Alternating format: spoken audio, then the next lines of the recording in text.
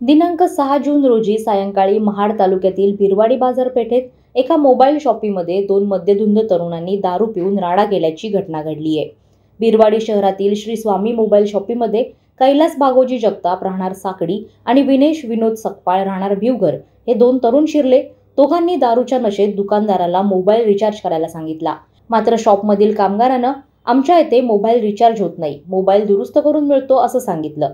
त्यानंतर राग अनावर झालेल्या आरोपींनी कामगाराच्या तोंडावर मोबाईल फेकून मारला। त्यासोबतच दुकान मालकासह दोघांना बेदम मारहाण केली। या घटनेत धालकाटी येथील शॉप मालक सागर संजय जाधव आणि कामगार ऋतिक संजय पवार हे जबर जायबंदी झालेत। याबाबत आरोपी कैलास जगताप आणि विनेश सकपाळ या दोघांवर महाड MIDC पोलीस ठाण्यात गुन्हा दाखल करण्यात आलाय। महाड MIDC पोलीस ठाण्याचे सहाय्यक पोलीस निरीक्षक जीवन माने यांच्या मार्गदर्शनाखाली सहाय्यक फौजदार ढेपे हे या गुन्ह्याचा तपास करतायत। वादळवारा लाईव्हसाठी रामदास चव्हाण, महाड।